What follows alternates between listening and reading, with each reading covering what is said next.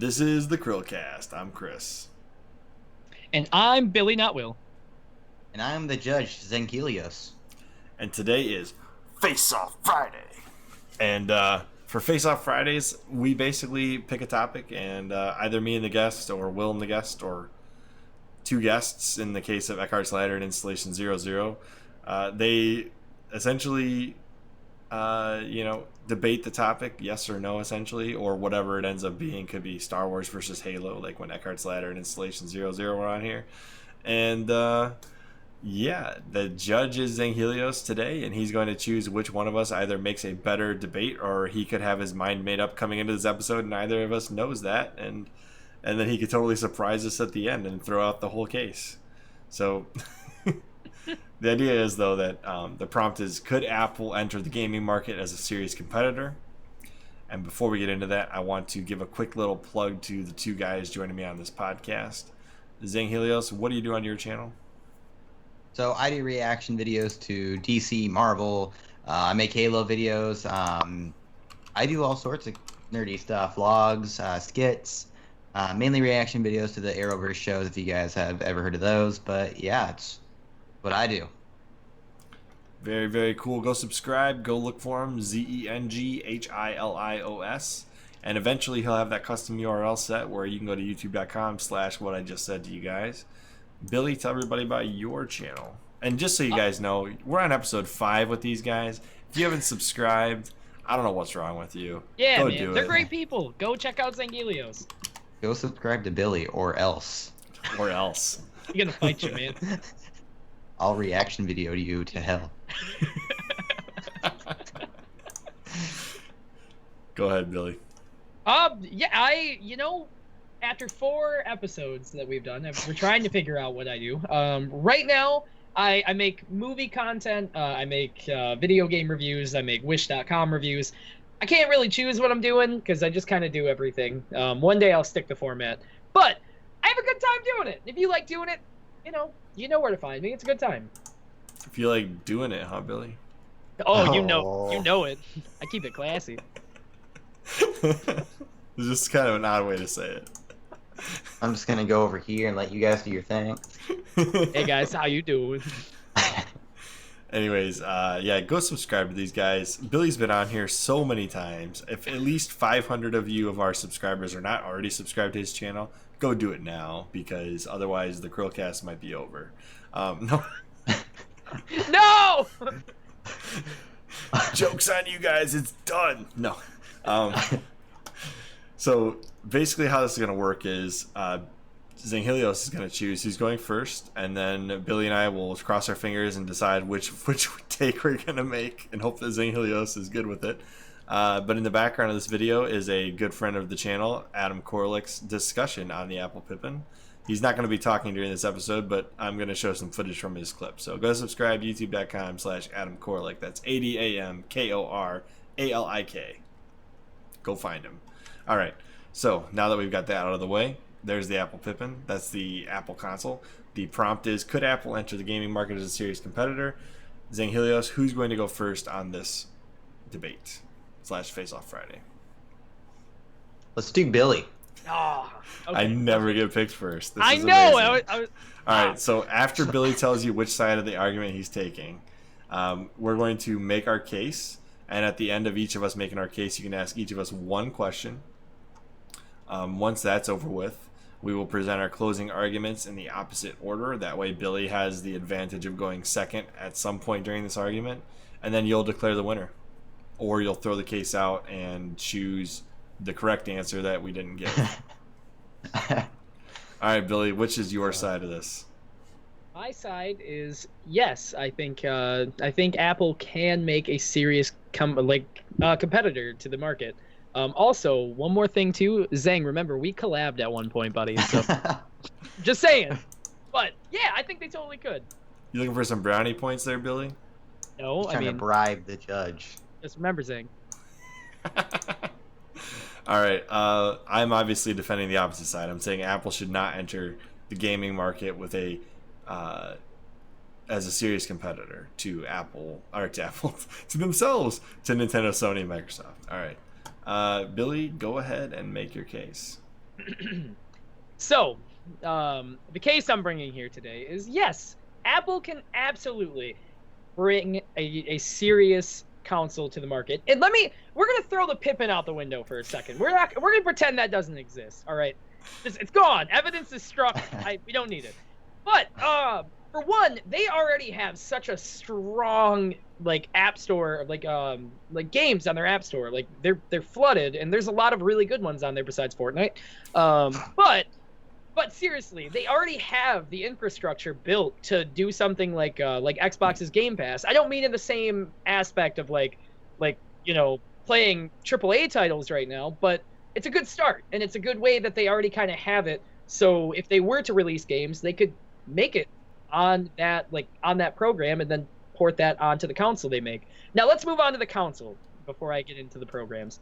Console-wise, this is the one thing that I think a lot of higher-end people would love to buy. A lot of people that buy Apple products are usually people that want to get the trendiest brand new thing because they see it and they're like, wow, that's pretty. Or, wow, the UI is really easy to use. And it is. I mean, most Apple products, you don't have the same issues you face on Android, which I love both. Cough, cough, Pippin, cough, cough.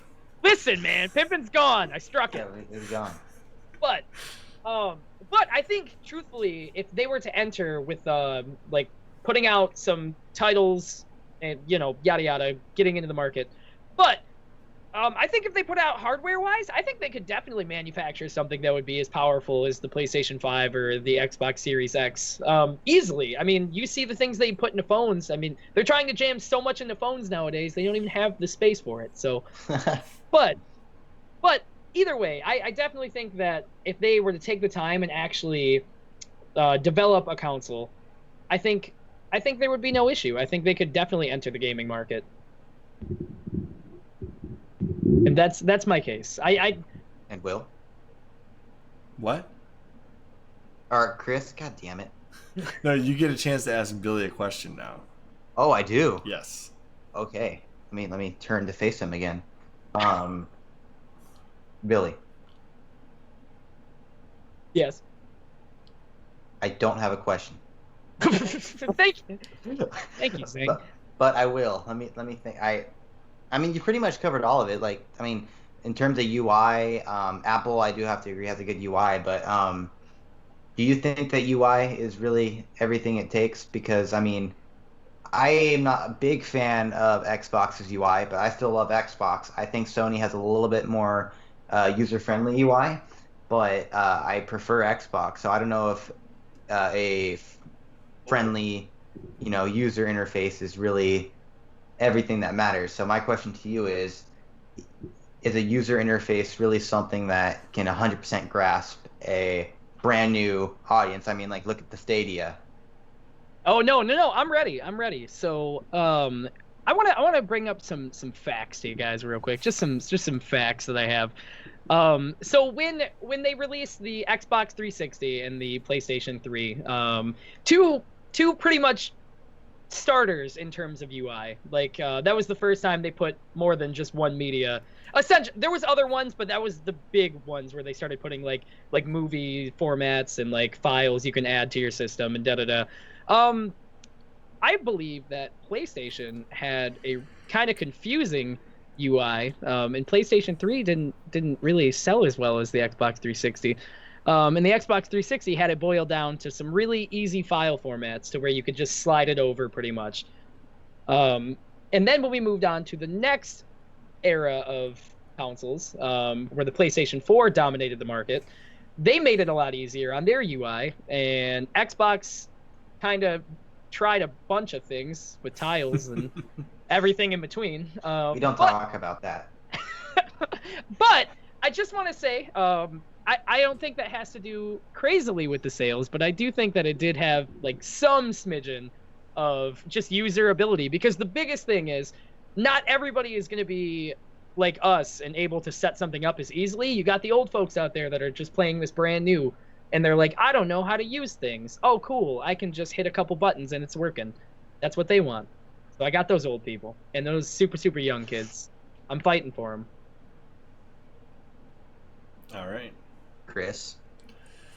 I'm going to say Apple should not enter the gaming space as a serious competitor. And I'll tell you why. Apple kind of already facilitates the App Store similar to how Steam curates the stores on the Windows PC, Linux, and I think they're on Mac. I'm not 100% sure, but they can just sit back and let other people develop gaming for them without them having to enter the gaming market officially and collect 30% off every sale. That's why Fortnite's so mad, because they're like big mad. We want money. We don't want Apple taking 30% of our money. And I mean, it is kind of staggering to think that every Fortnite sale on iOS generates 30% revenue for Apple. Think about how much money that is for them to just sit back, curate the App Store, and validate that kids are not being sold the things they shouldn't be sold. That's a pretty high margin for doing essential. I mean, they've already built this business up from nothing to billions of apps. So, like, the chance that they don't make money on not creating their own gaming platform is it's pretty high. They're just gonna keep rolling in the dough. They don't have to do much of anything. My second half of that is they did try to enter gaming, kind of in the late 2010s, where they got really serious about gaming, and then the App Store like kind of took over the mobile market of gaming, and they had like Candy Crush and a bunch of other stuff. But serious gaming has never been successful on iOS. I mean, they've had full-blown games remade on iOS, like Shin Megami Tensei. The original game was translated to English and put on the App Store, and it didn't sell. And there's a ton of Final Fantasy games that kind of sell, not really. Objection. Those are not good Final Fantasy games. Hey, they've got most of them on there. Anyways, whatever. They've got I think Chrono Trigger's on there. The PC version was ported to iOS.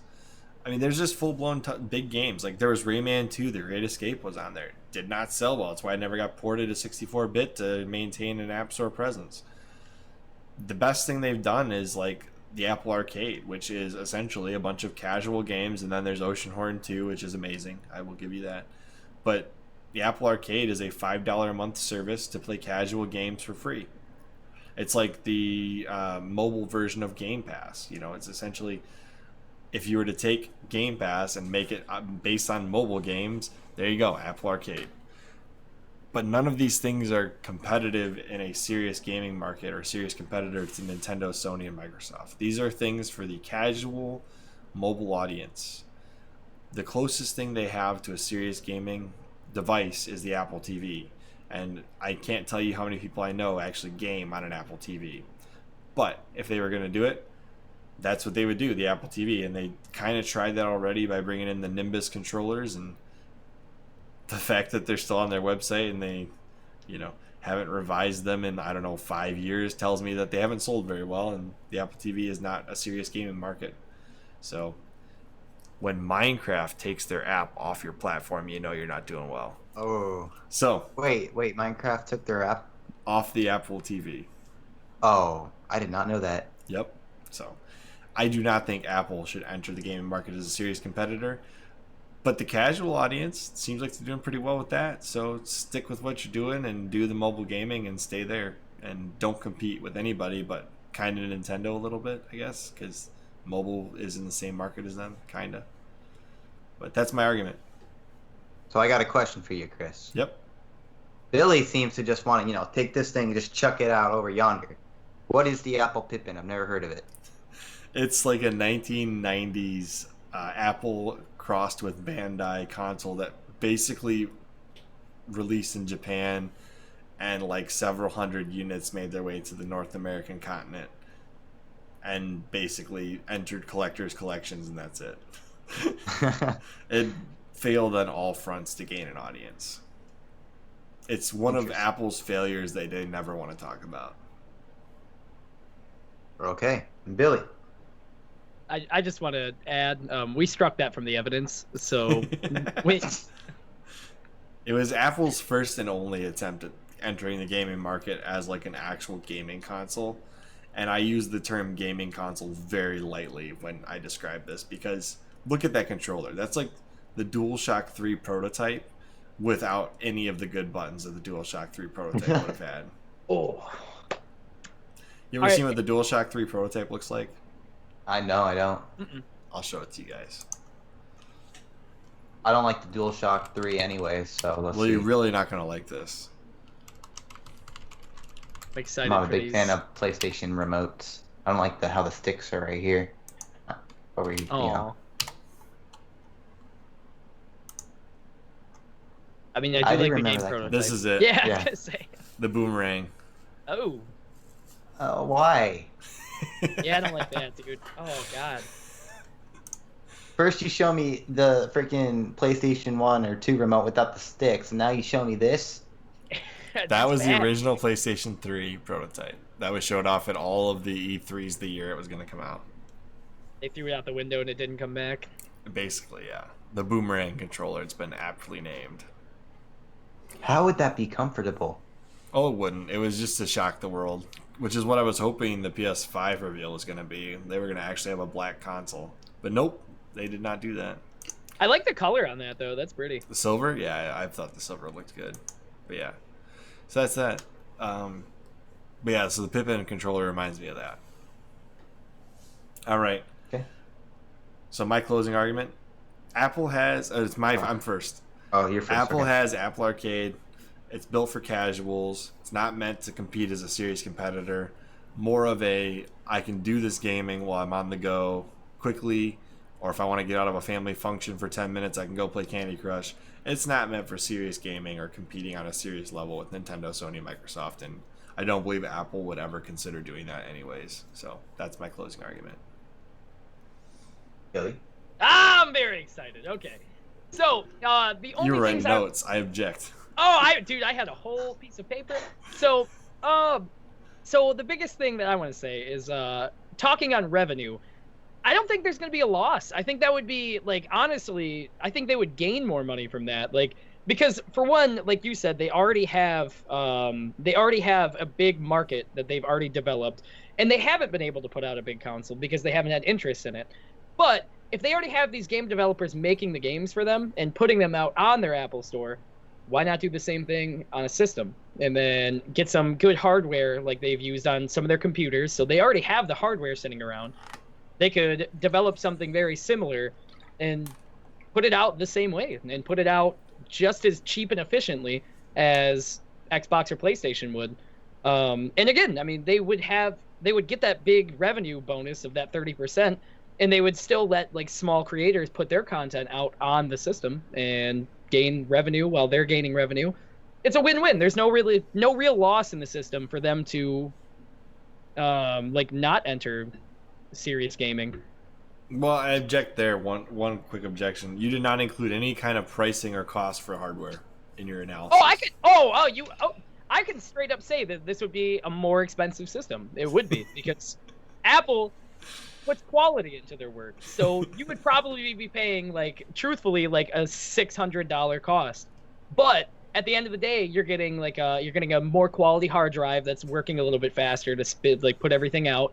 You're getting most likely a solid state drive, and I just think everything would be a little prettier, and the user interface would be super easy to use. Fair enough. All right, it's up to you, Zenghilios. Who is the winner, or are you throwing this case out? Well, this one's easy. I 100% believe that Apple absolutely could enter the gaming market, but No! but I 100% agree that they should not enter the gaming atmosphere. I believe they could. If they really wanted to, they could. And they could have some badass console with some cool exclusives. You know, small content creators could throw their own, ideas at it. But from a financial perspective, and knowing Apple and their greedy sons of biatches, aka Fortnite, they absolutely should not. I do not think it would be a good idea for them financially. It would not. I don't think a lot of people would buy it. I mean, look at the Google Stadia. I didn't do really too well. So that's my stance. They absolutely could. They absolutely should not. So we're like a tie, essentially? Well, yes and no. I mean, the prompt was should they, and I say no, they shouldn't. So No, it says wait, you're over here. could they? Could God Apple damn enter it. You almost What didn't did you- side with me, so smart, man. Then yes, I do believe they could if they found a way to be like Billy was saying, or Billy would be saying, if they found a way to maybe do something different and appeal towards like smaller content creators or something. I just don't think they ever would. That is my final say. So who's the winner? I think Me. Billy technically wins because you agree that they could enter the gaming market and be a serious competitor if they wanted to.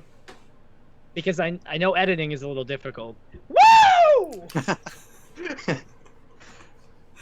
Anyways, so I guess the only thing I would say is I think they're already kind of there with Apple TVs. They just never capitalized on it. So if they never choose to capitalize on Apple TV, I don't think they'll ever actually choose to enter the gaming market seriously.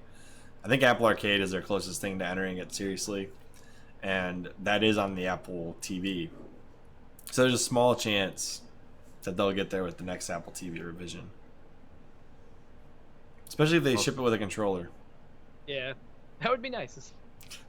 And I will say this, Steam Link is a beautiful thing to have on Apple TV. I don't know if you ever What's used Steam it. Link? It's the way I play the Master Chief Collection on my upstairs TV. It's like having like a little mini box that streams your Steam games across your home network. God, I need that. I've wanted it so bad. That thing's cool. Steam So it's Link, like yeah. Wait, what? so it's kind of like Project xCloud in a way, or Yeah, but xCloud works anywhere, and it streams from Oh. Xbox in the cloud somewhere. This essentially streams from your home PC in your own house to somewhere else. oh, It's like the Vita TV for the PS4, where the PS TV can stream your PS4 game to a different TV. This can stream a PC to a different TV. gotcha. And yet somehow Apple allows that on their platform, but they don't allow xCloud. I don't make the rules. I just follow them. You're not getting sued by Apple like Epic is. Aw. I just want to reach out. I want to say thank you to Zenghilios for coming on the podcast. It's been a blast having you on here. Thank you so much for having me. It has also been an absolute blast being on here. I've had so much fun. I can't even English right. But no, seriously, it's been a lot of fun. I haven't had this much fun on YouTube in a long time. And I hope to maybe one day come back. If you guys ever need somebody, it'd be a lot of fun. Yeah, like a last minute like Billy was today. Yeah. Only 10 minutes. Billy, you have been a trooper every single time you've been on here. It's always been like, I hate to say this, but Billy, it's been a lot of last minute requests. I don't hate it. It's always it's a random fun time, man, and I love talking to all these people, especially Zang, dude. I haven't got to see you in forever, man. And Hello there. I just want to thank both of you guys. Thank you for coming on here tonight, and hopefully everybody listening has enjoyed this enough to click that subscribe button on our channel, their channel, and you know, I don't know, Adam's channel. Yeah, Adam's channel as well, because Adam's cool and he's been on his podcast twice. But yeah, as always, as thankful as I am, we do have to end the podcast at some point without me just continuously thanking you guys. So, as always, I'm Chris. And I'm Billy, not Will. And I'm Zane. And we will see you On the next CHRILLCAST. Go subscribe to the CHRILLCAST. I'm just cringing right now, so I'm gonna